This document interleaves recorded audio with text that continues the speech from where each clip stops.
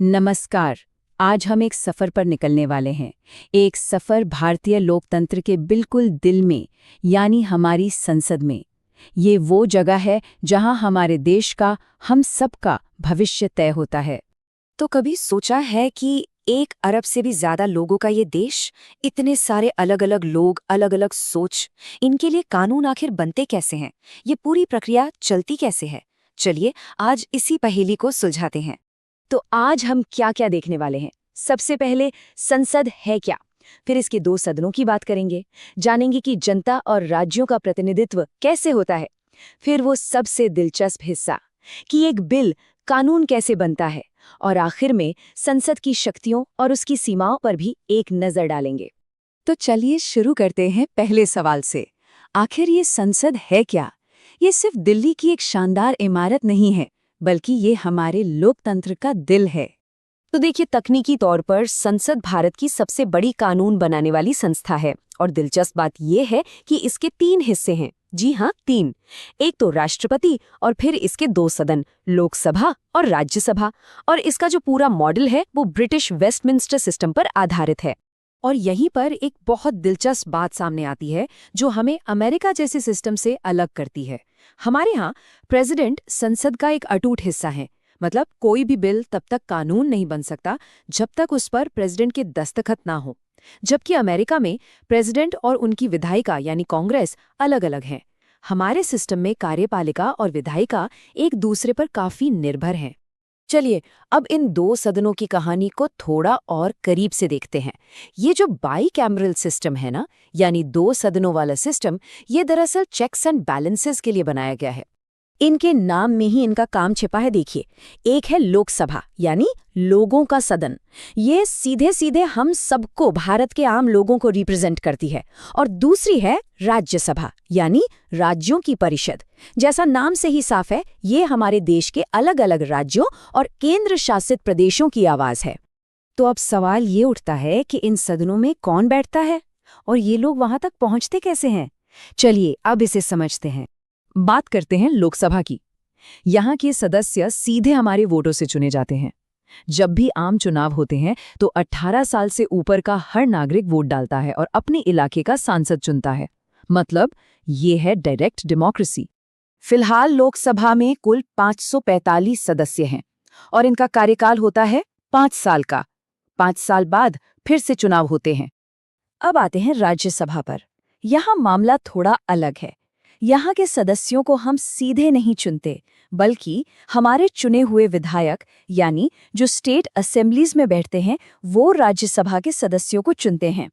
इसीलिए इसे अप्रत्यक्ष चुनाव कहते हैं।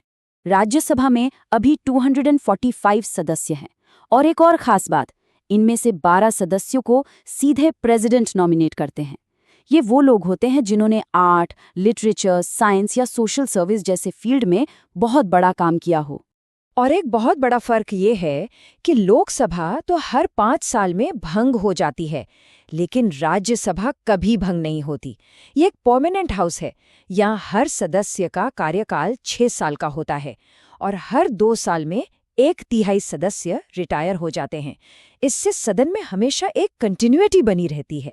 तो ठीक है, अब हमें ये तो पता चल गया कि सदनों में कौन बैठता है, पर अब आते हैं सबसे जरूरी सवाल पर कि यहाँ कानून बनता कैसे है। एक आइडिया, एक बिल, कानून की शक्ल कैसे लेता है? देखिए, ये सफर कई चरणों में पूरा होता है।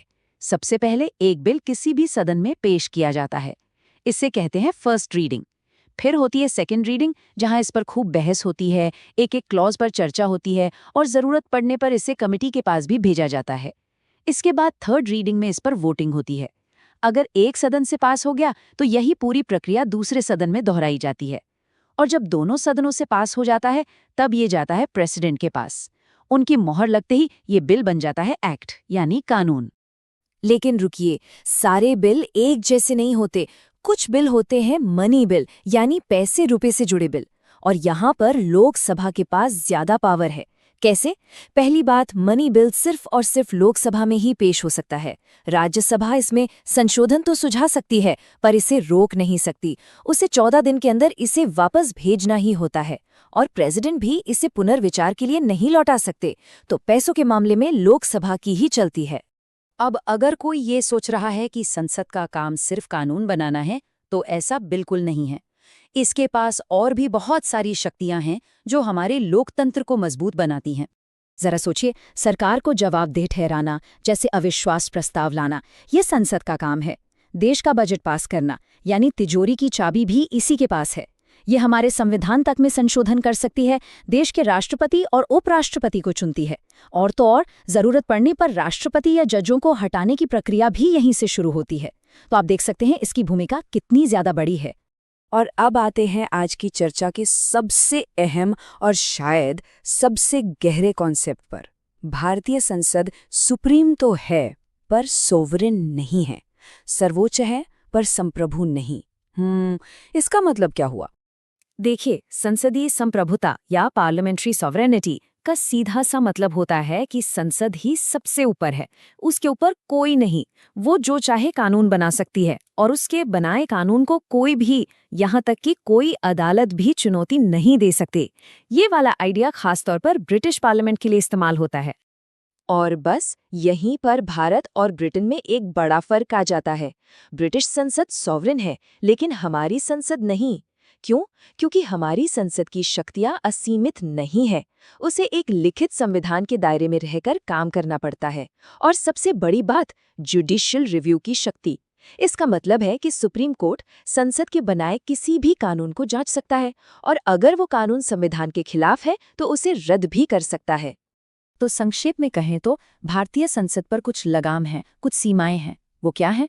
एक तो हमारा लिखा हुआ संविधान, दूसरा फेडरल सिस्टम यानी केंद्र और राज्यों के बीच शक्तियों का बंटवारा, तीसरा जैसा हमने अभी बात की जुडिशरी रिव्यू का सिस्टम, और चौथा हमारे मौलिक अधिकार जिन्हें संसद भी आसानी से नहीं छीन सकती। तो आज की ये चर्चा यहीं खत्म होती है, लेकिन जाते जाते एक सवाल छोड़ जाते हैं जिस पर सोचना बहुत जरूरी है। सवाल ये है कि जनता की इच्छा जो संसद में दिखती है और संविधान की सीमाएं जो देश की नींव है, इन दोनों के बीच वो सही संतुलन कैसे बनाया जा सकता है? ये एक ऐसा सवाल है जो हर लोकतंत्र हमेशा खुद से पूछता